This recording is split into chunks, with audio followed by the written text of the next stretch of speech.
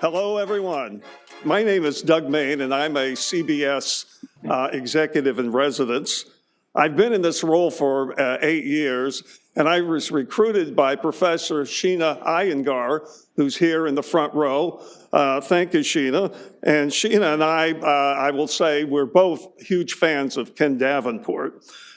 One of the activities that we encourage the executives in residence to do is to reach into their personal networks and sponsor really interesting people to come to campus to speak. And as you will hear, Ken really fits the bill as an interesting person. Couple of housekeeping points. Ken will take questions after his presentation, and he'll stay around for cocktail hour, which will take place in the alumni suite on the second floor. Just walk up the steps and you'll see it. That'll take place following this session at all.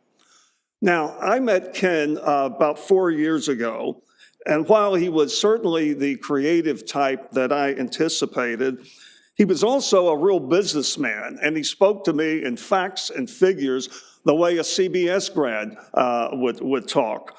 And I was a bit captivated with that and have become an investor in some of his shows. Ken's bio was in the announcement, so I won't cover that again. I will say that our goal tonight, though, is to introduce all of you to the business of Broadway, how it all works, and how investors make or lose money. Final word. As we all know, a fundamental principle of achieving long-term financial success is diversification, which reduces risks and enhances potential returns. In my case, my portfolio contains stocks of large caps, small cap, and emerging market companies, as well as private equity, private debt, distressed debt, real estate, corporate debt, hedge funds, and investments in early stage private companies, including Broadway. In other words, I think of Broadway as an asset class that so happens to be something that I can enjoy a lot more than any of the other assets that I invest in. And with that, I'll introduce you to Ken Davenport. Ken? Thank you very much. Hear me okay? Can you hear me okay out there? Awesome. Thank you, Doug, so much for that. Speak behind you. I appreciate it very much. I'm very excited to be here just so for the next couple months I can say I went to Columbia. So thank you all for having me here today. This is the Business of Broadway. It's about how a show goes from a simple idea all the way to Broadway and beyond. Again, thank you for being here today, and thank you for being a fan of the theater. I assume you're all fans of the theater. That's what brought you into this room. It's usually what brings people to me as an investor. It's what brings to me as a staff member. I have my associate producer, Jonathan, here. We're all in this business because we love the theater first and foremost. That's what it's all about. And very simply, I believe that the world is a better place if there is more theater in it. And there's only more theater in it if there are people like you. If there are fans of the theater, people who see the theater, and people support the theater. Basically, everyone who works in Times Square on Broadway, we all work for you. That's it. So here's what I'm going to cover tonight. I'm going to talk specifically about what a Broadway show actually is, what I do every single day, the path to production of a Broadway show, my favorite part, Doug's too, budgets, bottom lines, and Broadway economics, which are very interesting, as you can probably imagine. And then I'll do a Q&A at the end. Sound good? Okay. So who the heck am I? You have this bio, but I'll very quickly go down, and I'm a 2-time Tony Award-winning Broadway producer. I produced over 25 Broadway and off-Broadway shows all over the world. Most recently, the Neil Diamond musical, you saw that picture up there, which is now touring the country, and we'll get into how that affects what I do in a bit. I was a producer on Kinky Boots, Spring Awakening, last season's Harmony, and many, many more. My productions have actually grossed $1 billion over around the world. For 5 years, this was a lifelong dream of mine. I got to work for Andrew Lloyd Webber as his executive producer here in North America. It was like going to school, going to work at Columbia. It was like a masterclass every day in the theater. I've had a blog, which is like such an antiquated word now, since 2008, and a podcast that's been featured in the New York Times, Vanity Fair, and a ton more places. This is actually my favorite resume credit of all. My company was featured in the Inc. 5000's list of fastest growing companies in the US. And the reason I'm so proud of this one is we were the first ever and only still theatrical production company to be featured. And this is really what I do, and Doug really brought this up. I try to really blend the artistic and the business world together as much as possible. Theater is an art, right? I try to bring the business to it and mitigate risk for my investors using all the stuff that you learn in school. Shows this season that I'm working on, I've got Oh Mary. Anyone see Oh Mary yet? Like it? Ever think you'd hear any of that stuff uttered on a Broadway stage before? I'm a producer on Gypsy. I'm a producer on the upcoming Smash, Othello with Denzel Washington and Jake Gyllenhaal, and Operation Mincemeat. Anyone heard of Operation Mincemeat? Great. Anyone want to see it? Yes, you do? I'll tell you what, I'll get you full price tickets anytime you want. Just let me know. You can see me after in the cocktail party. I'll take your credit card number. And I have 3 big shows in development right now. The Griswold's Broadway Vacation, younger audience. Joy, anyone know this? Okay, some nods. And Slumdog Millionaire. All right. So this is what I do. Every time I speak anywhere, I always bring up the shows that I'm working on. For me, it's a mini focus group, right? I literally, as I said, those waited for an audible reaction, and I was looking at all your faces, and I was looking for what you just did, this kind of nod. That's usually when it says, okay, I have some awareness. So Broadway, you'll notice as of late, there's lots of things going on down there that you may have heard of before. You've never heard of Oh Mary until it opened, right? But other Gypsy, you've certainly heard of. Awareness, or big brand IP, this is what is very popular on Broadway right now, and there's a reason for it. Our economics, which I'll get into, very high risk, right? Our expenses are so high that if we don't have an audience in those first 4 to 5 weeks, we burn through our reserves so fast, we have nothing left, right? So I was involved with the show several years ago. Everybody loved it. 97% positive audience response. Still closed early because brand new, no stars, not based on a movie, not based on a book. Okay? So these shows right here, the Griswold's Broadway Vacation, that is based on that vacation movie franchise, National Lampoon. They went to Wally World in Europe and Vegas. You've probably seen Christmas Vacation. That's the most popular one.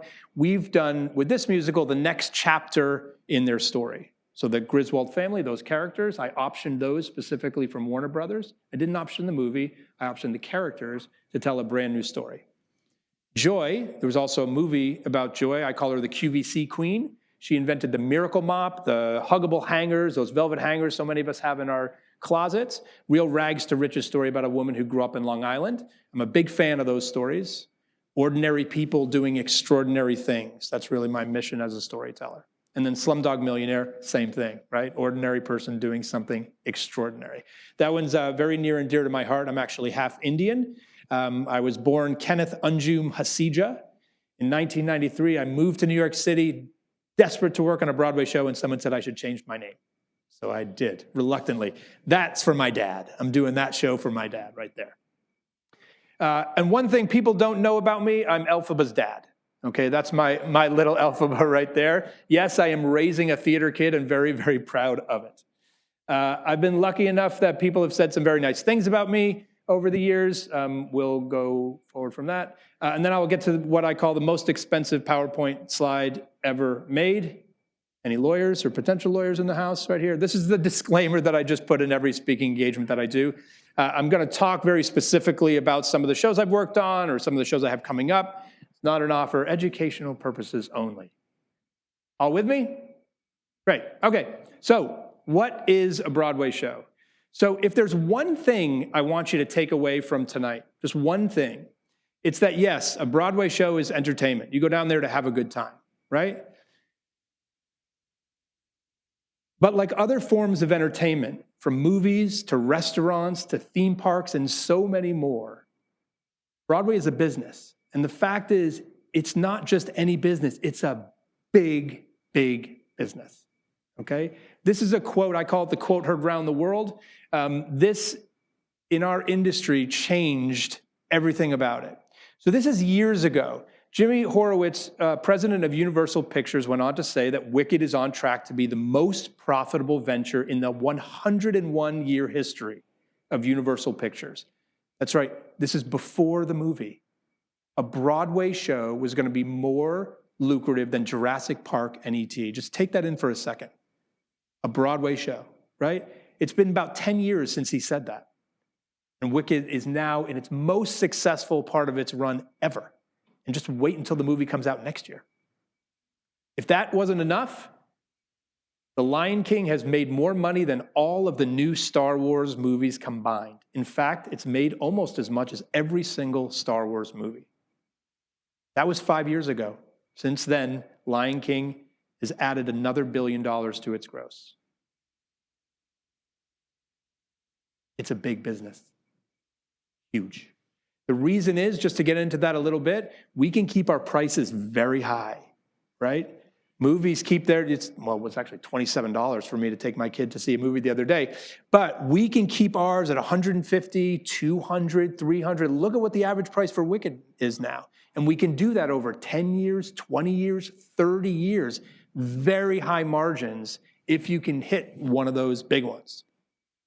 So how do we find them? What do I do? So a lot of people think that a producer is like these guys. If you know this movie, the Mel Brooks movie, The Producers, right?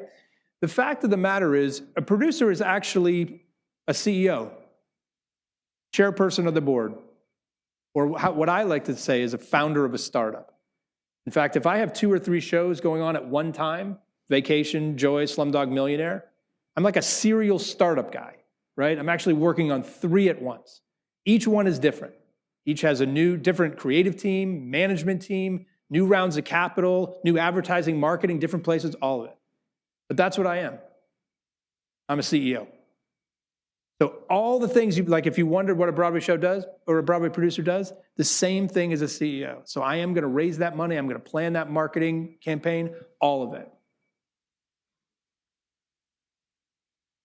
First thing, of course, is I'm going to develop that product, right? So whether it's the same if I was coming up with an app, if I was coming up with a drug, if I had a restaurant or a hardware store or any type of product, the same thing. It's just my product is a play or a musical. I either come up with that idea myself or I hire writers or someone else to execute that idea and get that product together. Is it new or is it a revival? I told you I was the producer on Gypsy. That's been around for many, many, many, many years, right? So we often bring those tried and true classics back, put a big star in them. Every 10 years or so, we can usually get away with that.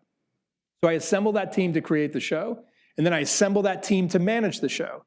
I like to think of this like if I was a restaurateur. So the chef is like my writers, right? I got to have maitre d', I have to have managers, I have accountants, same thing for a Broadway show. And yes, I have to raise the money. Over the course of my career, I've raised over $100 million for Broadway shows. We'll get into the cost of those in a little bit.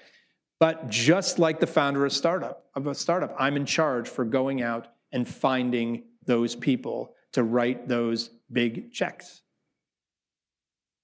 We do this in a couple of different ways. So just like a startup may have a board, and that board may have contributions to capital or large investments in it, we do the same thing.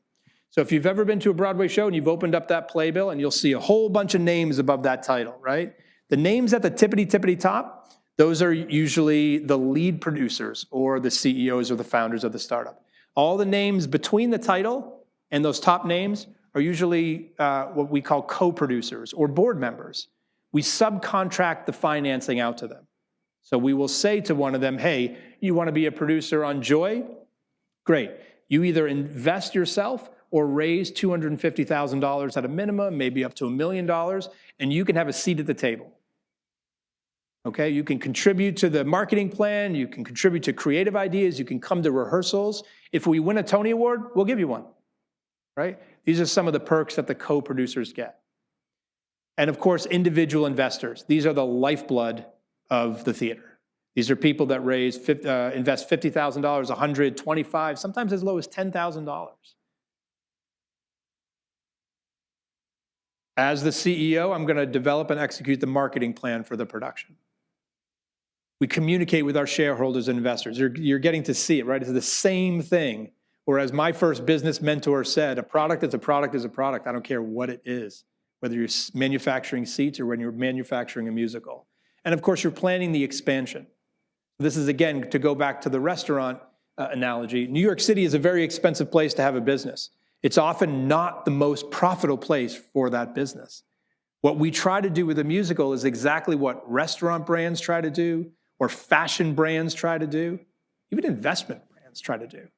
We have flagships here, and we try to franchise them and put them all over the world. So this would be a national tour, would be the first example. My production of the Neil Diamond musical right now just finished up an unbelievable week in Orlando, Florida, where it grossed 30 to 40% more than it ever grossed here in New York City with lower expenses. Why? The theaters are bigger, right? Everyone thinks Broadway, it's the biggest theatrical capital of the world, like all of this. The fact is our theaters are smaller than some of these huge performing arts centers around the world. London is another place we go. Australia, Beautiful Noise will be in Australia. I'm not supposed to talk about that, so you never heard that, but it will be in Australia in the next couple of years. There's a trickle-down effect that happens with tours. That national tour of A Beautiful Noise will probably be out for about 4 to 5 years as we start with these big theaters in Orlando and we slowly get smaller and smaller and smaller and smaller. One of the things I have to do, I'm always very jealous of my peers in the film industry. They don't have to recast, right? They're going to make that movie, going to print that movie, distribute that movie, and they're done. They're on to the next one. So if I've got a musical that's running year after year, every 6 months to a year, we're recasting that to kind of try to keep it fresh, right? So people sometimes compare sports to theater because we have a similar, what I call perishable inventory, right? If once the game starts, the seat is empty, it's dead, right? Same thing with the theater. The big difference, of course, between sports and theater and also film is that sports, the ending changes every time you see it, right? So you can get a season ticket holder. You can get someone to come to multiple games. The fact is, in the theater, most people don't come back for a second time. Anyone seen a show more than once? Great. What was it? Wicked. Anyone else? Yeah, what? Hadestown. Yeah. Hamilton. Anyone else? 6. What do all those things have in common? Big fat hits. That's how you know. Like anytime someone we knew it on Kinky Boots, anytime someone says, I want to go back to that, I want to go back to that, you have a multi-year running show, period. All of those shows you just mentioned, some of the biggest hits on Broadway we have now. Hadestown is a great example of that because Hadestown was like a surprise. No one thought it would be that, but it's become a show that people are going multiple times. Now still touring and running in London as well. Like I said, this is how we differ from film. What else do I do? Literally everything else, because producers are the founder of a startup. Okay, let's talk about how we get here. The path to production of a Broadway show. So like any startup, this Broadway show starts with this idea. Most ideas come from movies, they come from books, song catalogs, newspaper articles, anywhere, but most are adaptations. In fact, 75 to 85% of them are from some other source material. Once there's that idea, you need writers. So I'll give you the example of A Beautiful Noise. So I got the rights to his life story and his song catalog, and that's it. So I knew I needed writers. I started calling around, and honestly, no one wanted to do it. The agents were very snobbish about the jukebox musical at the time. And then one of the agents called me a couple days later and said, hey, I think I have a writer for you. I said, who is it? You're not going to believe this, but I was escorting the Oscar-nominated writer of A Bohemian Rhapsody to the world premiere in New York, and we started talking, and I mentioned Neil Diamond, and he said, oh my gosh, when I was growing up in New Zealand, there were 2 photos on my mantelpiece. One was the Pope, and the other was Neil Diamond. And he said, I have to write this. That's usually how we get writers. So film writes people a very large check. I'll give you $1 million to write this film. You don't care what the subject is, you're going to write that movie. $200,000, even for early career screenwriters, if they make a pitch, it's good enough, they'll pay them well over 6 figures. The theater, we don't do that. The money's in the back end in the theater. So we have to have people love the stuff in order for them to do it. It took me a while to find those writers. Once you've got them, just like any business developing a new product, we enter the R&D phase, which traditionally includes what I call readings, workshops, and out-of-town or in-town tryouts, and then finally Broadway. Okay? Let me back up a little bit, and we'll go through one of these at a time. And I'll use an analogy I've been playing with late. I'll workshop it with you right now. Developing a Broadway show is actually like a pharmaceutical company developing a new drug. So we go into a lab, right? The scientists develop this thing, the writers, they come up with it. They take it out, and then they let a few people try it. And that's the reading, right? And we just sort of read it. The first time we actually do is we sit people around a conference table and we read through the thing. Maybe we play the music like we did with Neil Diamond. We just played his tunes, and we see how it works, and we see if there are side effects, right? We see if people like it or not. We go back into the lab, make some tweaks, bring it back out again, try it on a few more people. Maybe now we stand up. We put it in front of a music stand. We let everyone sing the songs, but they don't move. So forget lighting, forget costumes, forget anything. They just stand, sing, stand, speak. Okay? Go back to the lab, more tweaks, come back out, and then we'll do a workshop. I just finished one of these for Joy a couple weeks ago. Actually in a space not unlike this. We staged the full show. Cardboard cutout pieces of sets and props that really were like made out of foam core and things. And no costumes, no lighting, nothing. Just to start to move it around a little. See how it works, go back in. The script that we have at the beginning of the reading, maybe 30% of it is left at this point. They changed drastically. I've proposed this to a lot of my writer friends, especially when they have a big hit. Please do me a favor, put your very first draft of this show out online. Let people read it, because frankly, I don't know if there are any writers in this room, it would give us all so much courage to see how crappy their first drafts actually were. Ernest Hemingway said it, first drafts are always shit, period. Always. And they start there, and then through this constant process of going back and forth, we start to get it better and better and better. And then we show it to more and more people. Those are those trials. We finally go to an out-of-town tryout. Since Broadway is so expensive, we want to experiment with a real live paying audience. So this is where we'll go to Boston, like A Beautiful Noise did. We went to Seattle for vacation for Joy when we went to New Jersey. We'll go all La Jolla, the Alliance Theater in Georgia. All of these theaters are incubators for Broadway. And then we kind of bring them here. Average time it takes to develop a new musical is 3 to 5 years. Hamilton famously took 8 years from the idea when he cracked open that book on that beach when he was on vacation to opening night. I think it'd take me about 8 years to read that book. He got through it and got to opening night. We all know what happened next. This picture happened next. Broadway is actually only the beginning to what we do. As I said, successful shows franchise into these additional companies. National tours, West End, Australia, Europe, Asia. After the above, shows then become available for licensing. So we're not done yet, okay? And this, for people like me, I look to this part of the market a lot when I'm picking my shows. These are professional theaters. You all have professional regional theaters where you're from in your hometowns. You have amateur theaters, community theaters. Anyone been in any community theater shows? Yeah, great. High school theaters. Anyone done a high school musical? Great. Guess what? When you did your high school musical, if it had been produced on Broadway in the previous 10 to 20 years, the original investors made something from your production. That, your high school, a lot of people are surprised to hear this, that high schools actually pay for it. They do, not a lot. It can be $100 a show or 10% of the gross. That money goes back to a licensing company. That licensing company splits it, usually 60% to the authors and 40% to the original investors in the show. Because without them, it never would have existed in the first place. The brand of the show was created from what was produced on Broadway in the first place, right? Those Phantom of the Opera investors are going to be making money for decades after the Broadway show closed. That's why when you get one of these, it can be a serious annuity fund. And for very, very successful shows, that doesn't stop there. We have musical to movie adaptations. You've seen these in Chicago and Rent and Hairspray and obviously Wicked. We have revivals of them. The life of a successful Broadway show can go on for decades and decades and decades. Again, which is why those quotes from Universal Pictures and from Disney are true and will be true. They'll be minting money off those titles for years. I mean, have you seen the merchandise for Wicked alone? Like, you could survive off that, right? All right, let's get into the numbers. So let's play Price is Right.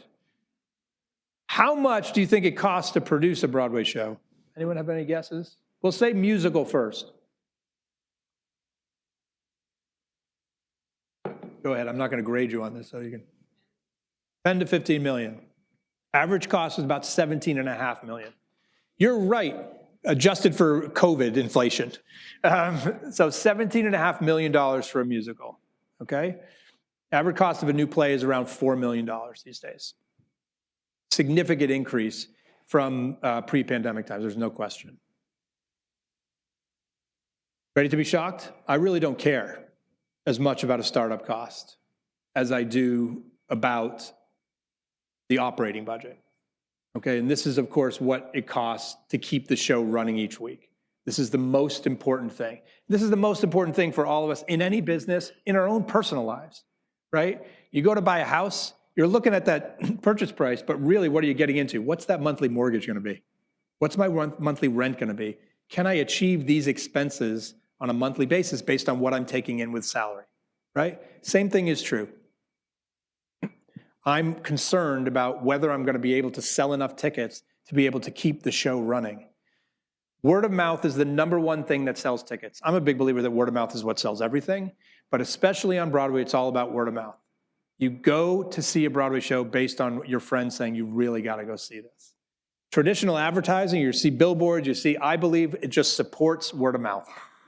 Oh, right, that's that show that my friend told me is amazing. I got to go check that out. Right? We've seen an acceleration of word of mouth over the last several years, obviously because of social media and how it's been adopted. In the last 5 years especially. We thought we were seeing a rush before the pandemic. Now we became so glued to our phones during that period of time, we're now seeing accelerated results. Our shift in advertising dollars is now going so heavy to social. So just like any business or even your own personal budget, the show's operating budget is the most important factor in a show's ability to recoup its investment and make a profit. So I spend the bulk of my time as that CEO trying to bang down that operating cost. I will spend more early to make sure that I've got a nut that I can meet every week. So we'll play Price is Right again. How much do you think it costs to operate a Broadway show every week? A musical? $800. Again, adjusted pre-COVID. You got it right. We'll give you that one. So many shows now, it's $900, $1 million. We have again seen a huge spike. So yeah, I can look at your face. It's like your jaw's on the floor. It's true. What that means is I have to sell $800,000 a week worth of tickets just to keep the lights on. Never mind pay back the $17.5 million that I had to raise in order to put the show up in the first place. So you can start to do this math. I better be grossing $1.2 million a week, $1.3 million a week, $1.4 million, if I feel like I'm gonna get that money back in a relatively quick period of time. And also, I better get it back fast. Because every year, there's another 10 to 20 new shows coming right on the heels, right? So think about this. I use Gillette razors, right? I keep using Gillette.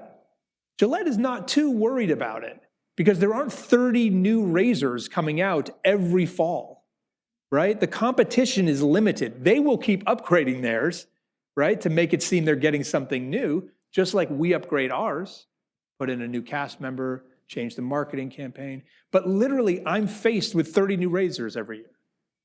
So that's why it's very rare that a show goes like this and keeps going like Wicked. It takes those big tentpole moments like a movie, right? Most of the time it's like this. We go up, and we come down, and then it's just a question of how slow that decline is, unless, again, there's a major moment like throwing in a big star. Play is about $450,000 a week. So, sorry, this is my favorite part.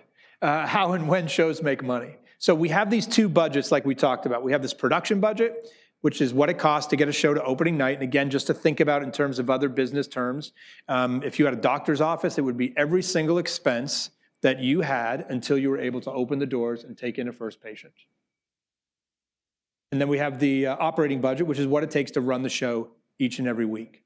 So recoupment occurs when 100% of the production budget, that's $17.5 million, has been returned to the investors. What we call recoupment. Now, how does that cash flow after the fact? So prior to recoupment, 100% of those profits are returned to the investors. So we don't keep any of that. We give it straight back. You took a big risk with us. We're going to give it to you. After recoupment, profits get split. 50% to investors, 50% to producers. This is where producers make money, okay, when they get to recoupment. A lot of the unions, whenever we get in a fight with our unions or the potential labor dispute, the unions will say, like, the greedy producers, they're all trying to make money. All that we're trying to do is get to recoupment. That's it. Because recoupment is where it's made. Give you a visual. The water is the money, and the bucket is the budget. So the money flows in first to fill that operating cost, that $800,000 a week. When the bucket fills up, it spills over to pay back the production costs, the 17.5. If the show has recouped, when that bucket fills up and you've got 17.5, it gets split, 50% to investors and 50% to producers. We'll use a fun example. Let's imagine we all invested in Wicked. Let's imagine we put $1 million into Wicked, which is 10% of the capitalization, right? In 1 month, there's $1 million that's being distributed. 50% would go to the managing members or the producers. 50% would go to the investing members. How much is your share?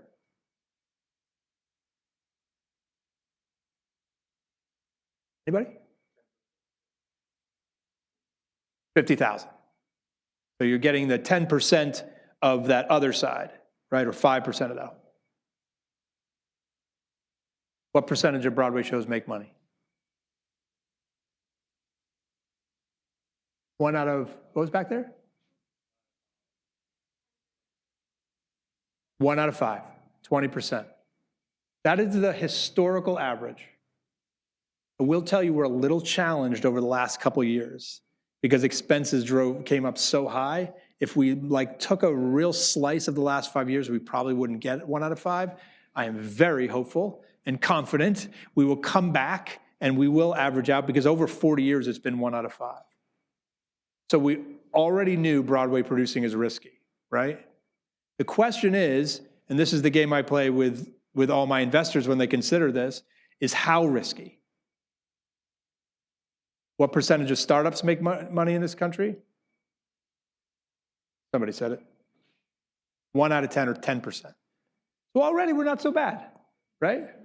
I play golf, and I was on the third hole, and this guy says to me, what do you do? And I was like, I produce Broadway shows. Producing Broadway shows, that's like putting a match to your money. And I was like, all right, here we go. By the 7th hole, I'm like, so what do you invest in? He was like, lots of crypto, lots of the. I'm like, okay. But this is what we talk about a lot, and that's why I so appreciate Doug's comments about it. It's its own asset class. It's not unlike art. It's not unlike restaurants. It's not unlike race. Yes, it's high risky, but there's a way to do it. And the art analogy is probably my favorite, because I say to people, look, you buy a piece of art, why? Because you love it. And you're going to hang it on your wall, and you're going to walk by it every day, and you're going to say, look at that piece of art. I love that piece of art. Hopefully it really goes up in value. If it doesn't go up in value, that's okay. I still love that piece of art. That's why most people do this. They fall in love with the show, they fall in love with an artist, they fall in love with the theater, and they want to support it. New York City, Broadway is the capital of the theatrical world. I don't care what London says. And the fact is, everything that's done here then ripples through the rest of the world. When a new playwright has a play on Broadway, that artist's voice is heard all over the world. Anyone see Kinky Boots? So I was a producer on Kinky Boots. My favorite thing to do at Kinky Boots was to go to the last 5 minutes and hear that unbelievable message. Everybody say, you can change the world if you change your mind, this unbelievable message. And I used to go watch what was on the stage, and then I'd turn around. And inevitably, I would see 5 dudes from the Midwest that were obviously dragged there by their spouses, just having the best time. And I always wanted to go up to them and say, if you knew a week ago, you'd be cheering for a bunch of drag queens right now. You would have said not in your life. That's what the theater does. And that show has been done all over the world now. So, like I said, I got a little off topic there, but I'm very passionate about that part of the story. The risk Broadway producers and their investors endure are similar to venture capital, private equity, art, restaurants, and other investments in these alternative asset classes. It's rare, 1 out of 5, but when they make money, they make a lot of it, a lot. In fact, I describe Broadway producing like this. It's like drilling for oil. I literally say this to my investors. Write the check like you're never going to see it again. I always start with that disclaimer. But then I say, look, I don't want you to just invest in one project with me. I want you to invest in several. I firmly believe I'll have a Wicked or a Hamilton someday. I just don't know exactly when it's going to be. We can't depend on these market conditions a lot of the time. We're going to drill a lot of holes, and eventually we will find a gusher. That's what about. Just watching Landman. Anyone watching Landman right now? Same thing. They have to go a lot of wells in the ground until they find one. Anything high risk is like that. In fact, those 3 shows that I just talked to you about, Vacation, Joy, and Slumdog Millionaire, I'm doing something I've never done before based on that this principle. I've wrapped them up into a fund for that very specific reason, to guarantee and giving everyone a better rate of return and no fees and all that stuff, just to diversify them in the hopes that one of them hits, right? And give them 3 experiences instead of 1. The fact is, there are more of these big gushers than you'd think. A lot of people tell me this line of like Broadway shows, like a match to your money, it's super high risk. But the fact is, Broadway wouldn't exist down there if it didn't actually work. It is a for-profit enterprise down there, all those shows. And these are just a few of the shows that have made money. That's why Broadway is not just a business. It's a big business with an impact that can be felt all over the world. This is my favorite quote. Very timely right now. Because as this guy said, art changes more minds than politicians ever will. Thanks. Any questions? Yeah. Sure. I was curious if you could talk about how you thought about the markets you were having. Buses of people in New Jersey. So how do you think about the ways of finding the right audience that they might not have come to? I'm a big believer in listening. So I listen to my customers and my markets more than anything. And the biggest thing we did on A Beautiful Noise that had a $2 million a year impact was we noticed early on that our matinees were selling very well. Traditionally, a show like Beautiful Noise would have a Wednesday matinee, a Saturday matinee, and a Sunday matinee. 2 o'clock, 2 o'clock, 3 o'clock. Matinees were selling out faster than the Saturday nights, which was like bucking conventional wisdom or bucking pre-pandemic wisdom. And so the other thing we noticed, the average ticket price in the matinees was very high. So it was in demand. Then I read a New York Times article that said how the new 8 o'clock dining reservation was 6 o'clock. And then I just started thinking about my own life. Boy, I like getting home earlier now than I used to, right? And then we started hearing about New Jersey, Long Island, the suburbs, which fuel a big chunk of business and a huge chunk of Neil Diamond business, right? They were talking about how they weren't coming into the city as much as they used to, right? They were hearing all these stories about New York City, especially from one specific news channel, about how it was not a place to go, right? So they weren't coming in the evening. They wanted to come in during the day. So we listened. And I said, what if we did an extra matinee? No, you can't do that. You can't do that. When are you going to do it? It's not the conventional Broadway schedule. We did a Thursday afternoon. I eliminated my Wednesday night, which was my worst performing show of the week. And by the way, the worst performing show for all Broadway shows. If ever you want a good seat to a Broadway show at a cheaper price, look at a Wednesday night. Most shows have availability. So I got rid of my worst performing and had a Thursday afternoon. We were the only Broadway show with 4 matinees and the only Broadway show with a Thursday afternoon. Less competition. It's simple. And I was selling out all my other shows, right? So people were like, what are you going to do if you don't sell it out? I was like, I don't have to sell it out. All that I have to do is beat the Wednesday night, which was already sort of weak, right? And then we found something amazing. We sold about the same number of tickets, but the average ticket price was so much higher. People were willing to pay for that afternoon performance. It was also an older demographic, more disposable income, and it impacted our show $2 million a year, all because we just listened. So like, I'm a big fan of you launching a project. It's like those old Westerns, like where they'd like get down and like put their ear on the ground and like listen, is the train coming, are the horses coming, like what is it? That's what I do. I do a lot of research before the show begins. I test the idea with a focus group. I test the art. I test after they come. I was the first Broadway producer to use dial testing. Back in 2013, I went out of town with the show. I put 100 people with those debate technology dials. We got a front page article in the New York Times about it. I'm a huge fan of testing. And then I launch based on all the testing in my gut, and then I sit back and go like, okay, how is the market responding to this? And then I move based on what the market does.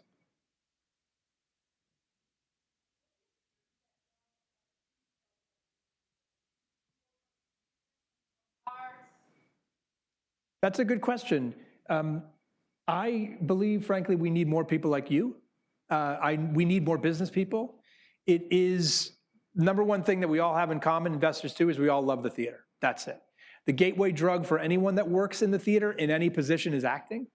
Right? Most people get in it first, and then for me, I was an actor. I became a stage manager, and then a company manager, and then a general manager, and these are the COOs of Broadway shows. But it starts with the love of the theater. But I do stuff like this to try to encourage more people that may just have a passing interest in the theater to get into it. Because the theater is still run in a very interesting and unique way. And we need more traditional business tactics in order to make sure we don't just survive the next 100 years, that we thrive over it. Oh, there's a mic there if you want it. Oh, hi. Thank you. How does the economy cycle impact theater business? Because sometimes I notice, for example, entertainment industry, it actually does better when the economy is not as good. And I have another question. For the 20% of the companies or the shows that's able to profit, what's the return? So you're right. You know, we like to say that our industry is a bit recession-proof because the Broadway musical was created so that people could forget about their troubles. And our average theater goer is a high net worth individual, okay? That's a challenge that we're trying to correct, obviously. But the fact of the matter is, if you are making a certain amount of money and the economy drops a little bit, you still have enough to go see a show every once in a while. So we don't see a dramatic pullback. You know, 2008, we did see a pullback, but in certain shows, family-driven shows, those pulled back pretty significantly. And I had one at the time. The families of four were hurt the most from the suburbs, so it took them a little while to come back. But other than that, we've sort of been able to weather those storms. It's hard to say, you know, we don't publish these results about what the return is. So the return could be, oh, we just got there, we just recouped, we got 5% profit back. Or they can be 10 times their investment, easy, right? So it really runs the gamut.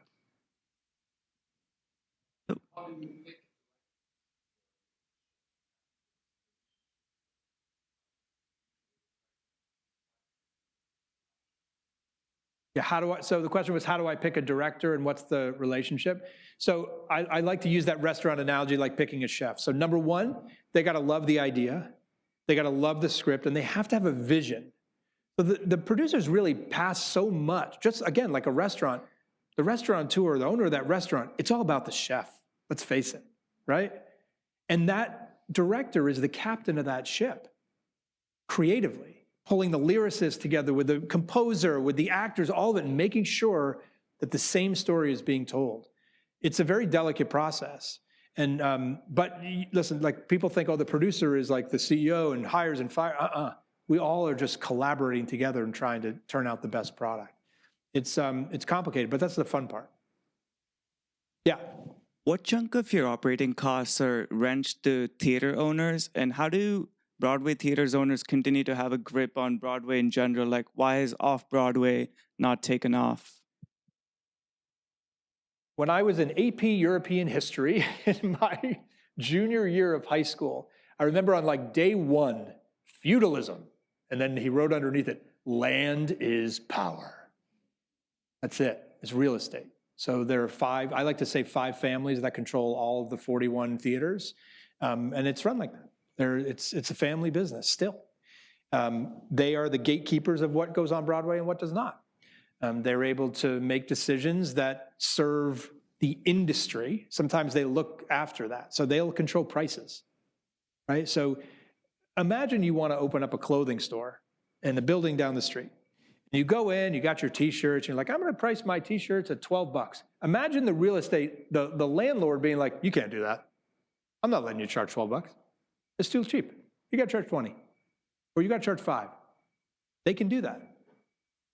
Now, it's not as much as like that as it was 10 years ago, 20 years ago, but that they have that's part of their overall, we have to look out for the entire industry. They control ticketing companies. They control a lot of this. They are seated at the table, of course, with a big seat in the union negotiations. So the grip is because they own, without them, I don't have a job, right? We're seeing lots of changes in the theatrical industry as a result, and I think some very, very positive changes and more collaboration. The thing is, the theater-owning companies used to produce. And what happened is as it got more and more risky, they just produced less. So that's actually where this divide happened. You know, sometimes people say the theater owners and producers shouldn't be in the same trade association. They were because they were producing, right? I don't think it makes sense to separate us. I think we're all in it together, but there's no question that at one point in history, the interests sort of divided just a bit. Yeah.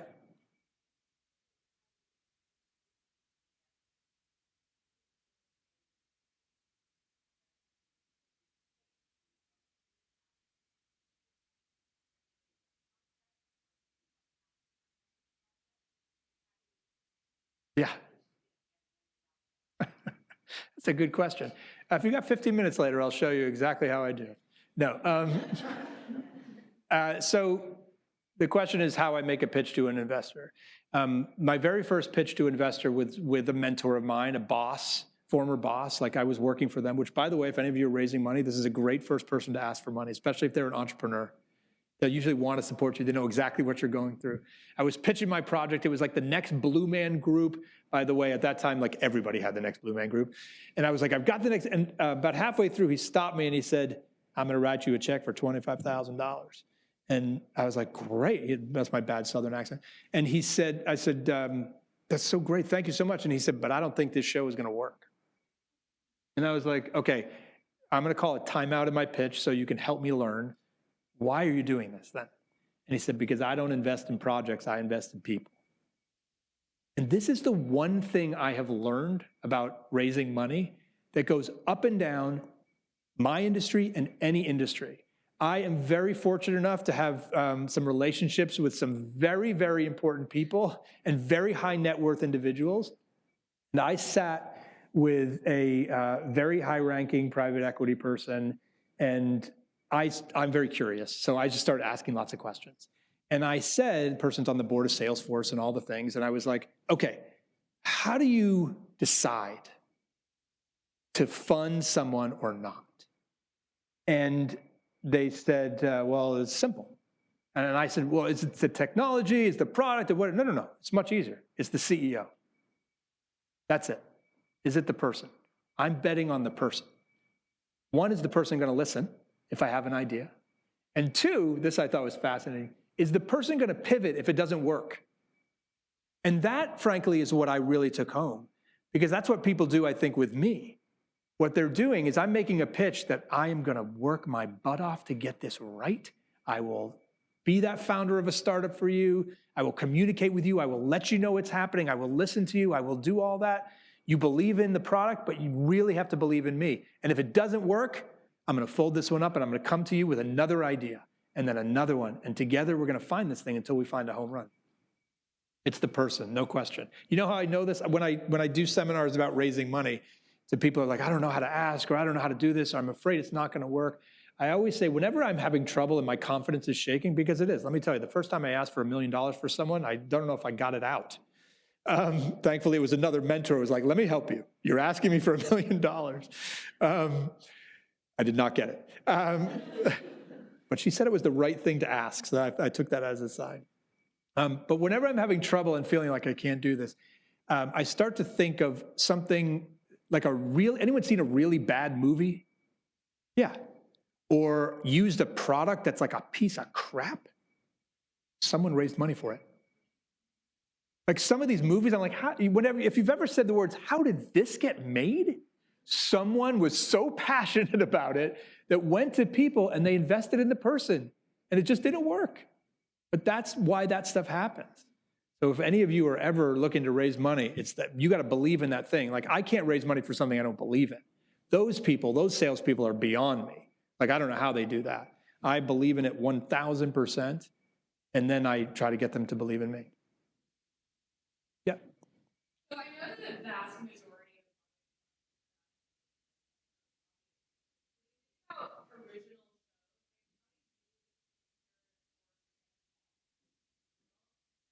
what additional.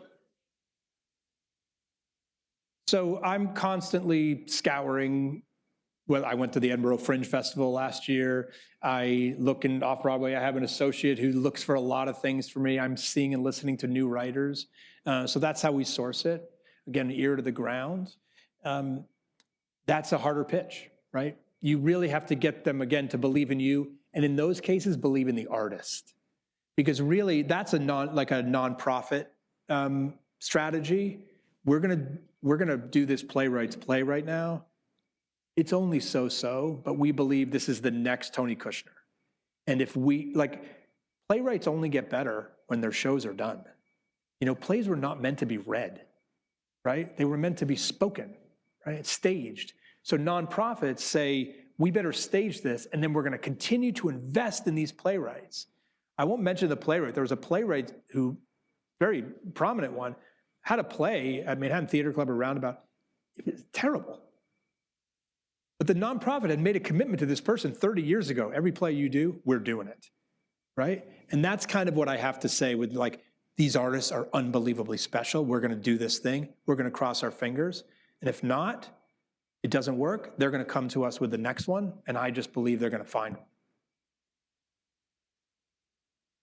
On that topic, is there an insurance solution of any kind for a new production? That's the first question. And secondly, when you bring back revivals, you mentioned a cycle of every 10 years. What's your thought process around the elements to tweak, like bringing in a new star, the casting and all of that? There's insurance for if the star gets sick or these types of things, but no insurance against the capital. If any of you want to come up with some kind of hedge on that, I'd love to see it. What we tweak usually, so I've produced a couple of very successful revivals. One, I won a Tony Award for the revival of Once in This Island. The other one was the Deaf West Spring Awakening. So usually with revivals, we look for a why now? What's different about it today than 20 years ago or whenever it was done? Why does it resonate? A different concept, a different vision of it. I don't like to just put up a revival just to put it up. It's been done before, and maybe we put a star in it. That's not interesting to me. Unless it's a star like Audra McDonald, 6-time Tony Award winner, the first Black actress to ever play Mama Rose. That's historic. That's an event. I gotta see that, right? So that's the other thing I do is I produce shows I wanna see because at the end of the day, I'm a theater fan, that's it. You talked a little bit about a fund for 3 different Broadway musicals. What's diversification look like in the Broadway? And are there specific types of Broadway musicals that are distinct from others? Or is it like a different strategy of go-to-market that is the diversification? So, there's new musicals and there's revival of musicals. And then every producer has their own strategy of what they like. Like I mentioned, I'm a fan of stories about ordinary people doing extraordinary things. There's no question in my mind, I have my eye on things that I believe can be commercially successful. Like I'm looking for something that I believe has a worldwide appeal that can be done in high schools as well as Broadway, because I'm trying to mitigate risk for my investors and give them the biggest chance of success. But other producers operate differently. Everyone has their own portfolio. Within my own fund, so those 3 musicals, they're very different, right? So one, Vacation, very broad, mass musical comedy, bigger brand, $300 million movie franchise. Joy, smaller show, female focused. We think we're still like testing this USP, but the story has 3 central female characters in it: daughter, mother, and the grandmother of the daughter. We don't know of another musical recently that's told the 3 stories at once. And one of my associates brought up to me that only 30-something% of the principal roles on Broadway are played by women, but women make up 65% of the audience. So and yet, some of the most successful musicals of all time: Wicked, Beautiful, right? Waitress. Like these stories work, right? So we're sort of, so that's different than Slumdog Millionaire, of course, is very different from both of those.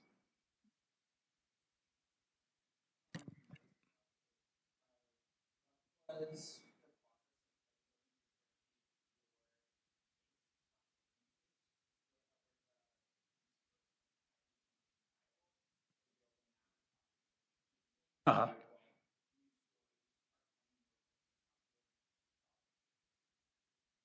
I think if I could sum that up, like what I look for is a very unique story or a unique way to tell the story.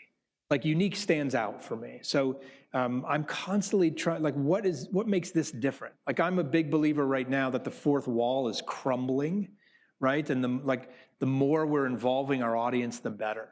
So every show I do, I'm constantly trying to get beyond that first row into now into the back of the house. The first show I ever produced was an interactive show. We called them that back in the day. Now we call them immersive.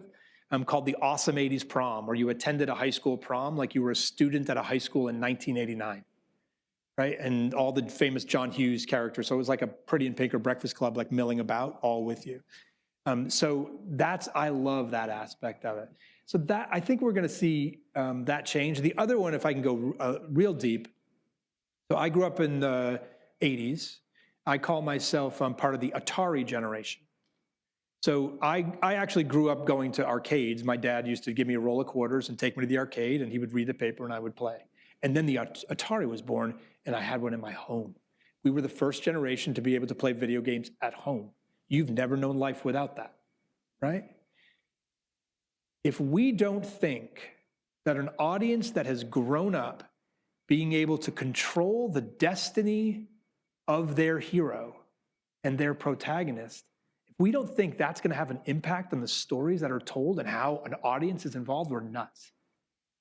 Like video games, I believe, and how we interact with that entertainment, and we know now it's not just boys playing video games anymore, right? That myth was dispelled so many years ago.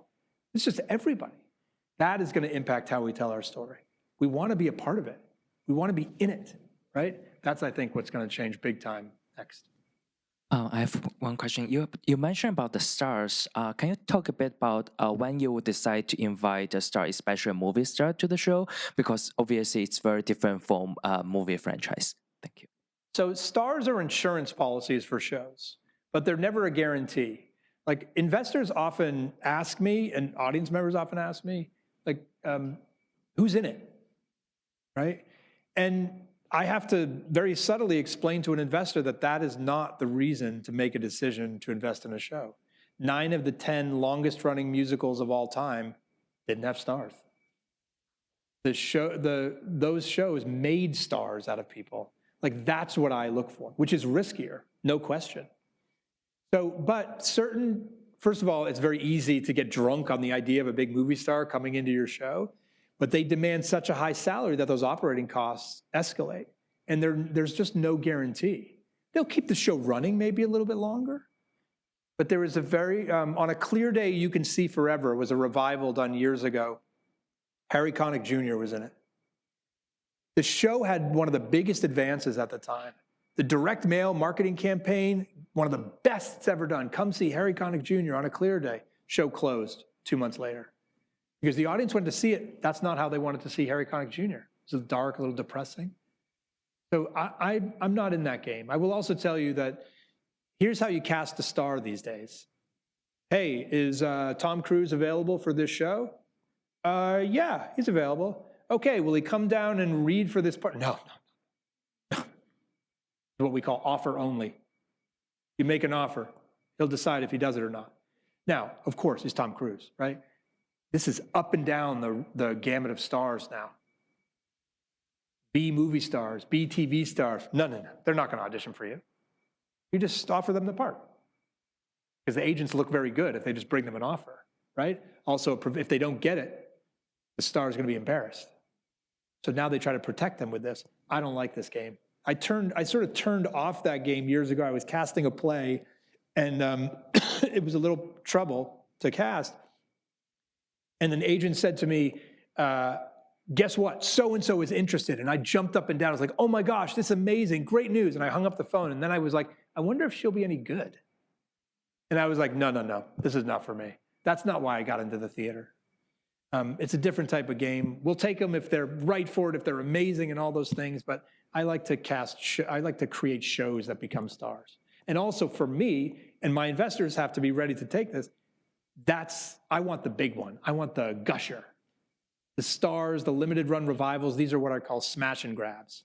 You sort of get in, you get out, maybe make 10%, whatever it is. Okay, fine, but I'm going for the big ones.